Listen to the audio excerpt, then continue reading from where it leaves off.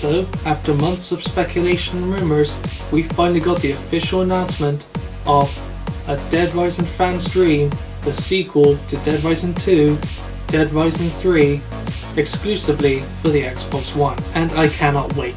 Although, I'm a little bit skeptical. Not for the game itself, it looks awesome. I'm talking about the console and Microsoft in general, for the controversies that have been going on for the past few days about the console and its functionalities. But fortunately they decided to scrap all of that and, like the Xbox 360, just allow you to play games offline and being able to play pre-owned games, which is awesome. They shouldn't have been there in the first place, so why they actually decided to do that, no idea. But enough about the Xbox One, let's talk about the game itself. These are just my thoughts on the game Dead Rising 3, what I think about them, talk about a few things we already know, and just want to see how you feel about it. What do you think of Dead Rising 3? Do you think it's awesome? Bit disappointed? Well, let me know, just comment and such, and yeah, these are just my thoughts for Dead Rising 3. So without further ado, let's look at some gameplay footage and trailers and see if this Zombie Slayer is worth playing. Let's go. So for those who aren't quite aware of the Dead Rising series, then I'll just try and summarise what the games are about.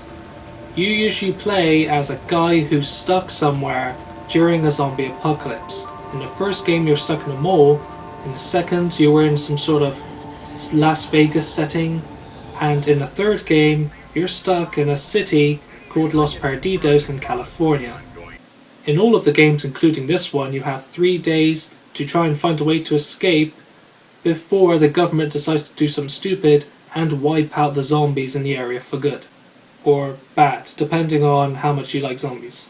These zombies are created by these killer insects called queen bees, which takes over the humans, turning them into mindless zombies. And the game heavily revolves around you saving survivors who are also in the same shoes as you, taking out people who've gone crazy, also known as psychopaths, avoiding the military who will shoot anyone on sight, and of course taking down hordes of zombies in any way you possibly can, whether it's using something basic like a baseball bat or using something destructive like a laser sword or a chainsaw.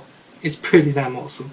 Anyway, enough about that, let's talk about Dead Rising 3, of course. So Dead Rising 3 takes place 10 years after Dead Rising 2 and is set in Los Perdidos in California.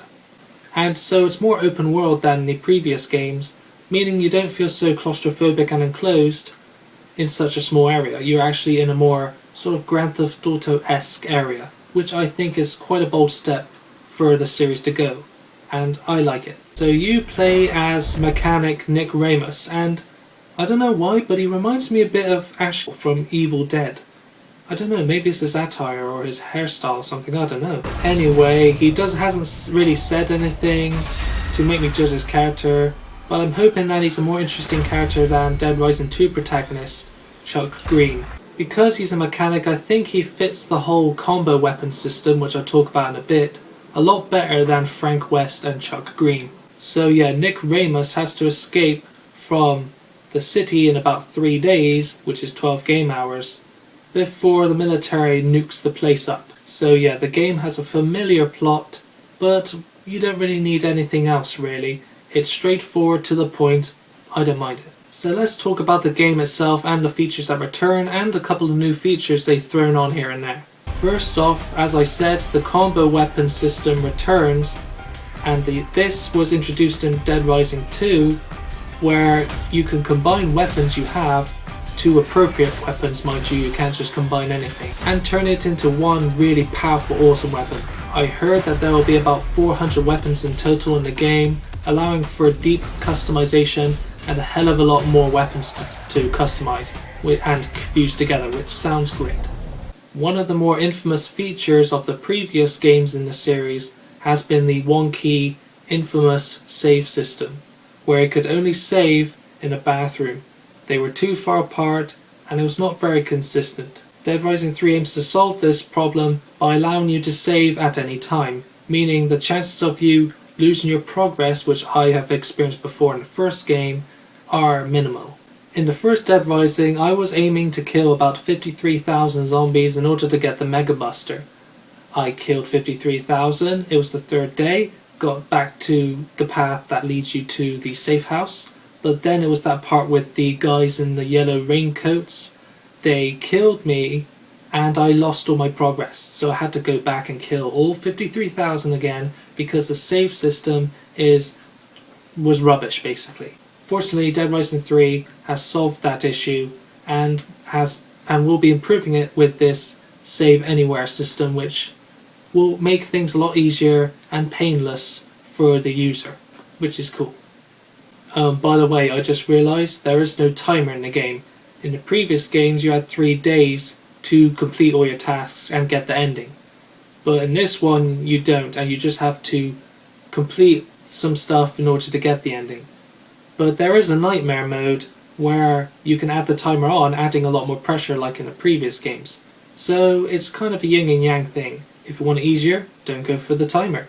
If you want it just like the good old traditional Dead Rising, go with the nightmare mode where it adds that timer. The graphics look really good, and that's no surprise coming from a next-gen system as powerful as the Xbox One. The zombies look good, the models look good, and the environments look and feel big. And I can't wait to play it when I can eventually afford one. I meant the console and the game, not just the game.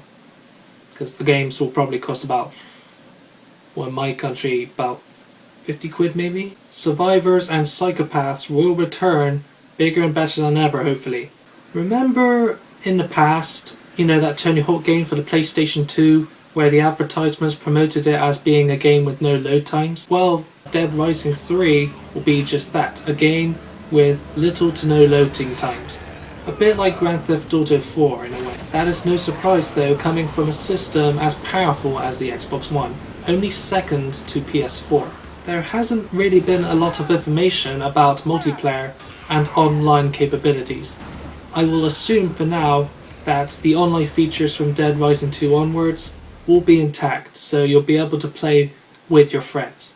Now we've talked about the improvements, let's talk about the new features. First off, the Kinect support, which is not what I expected.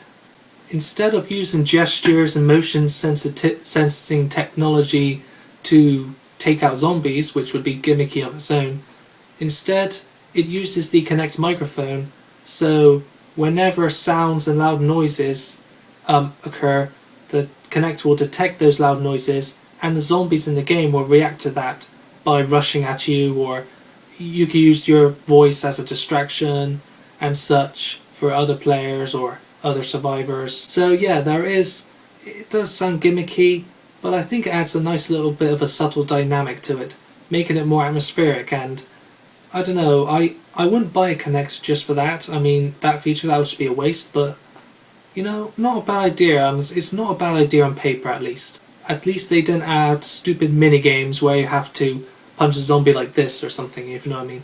One feature I didn't really expect though was smart glass support, where you could use your portable device like your phone or tablet and unlock exclusive missions, and completing missions will unlock apps which allows you to make your game experience a lot more easier or interesting. Once you've completed a mission, you may unlock an app which allows your tablet to be used as sort of an airstrike map. So you could just tap an area and loads of an airstrike will happen and kill the zombies in the area. So yeah, that's a cool feature. Kind of got like a sort of Wii U thing going on there. So there you go. Overall, I think it's looking up to be the best in the series by far. It looks gorgeous. It looks bigger, more expansive, opening up doors, especially being in an outside area and all. The zombies look larger number, more zombies the better, I say. Smart glass, not bad. Kinect, a bit tagged on.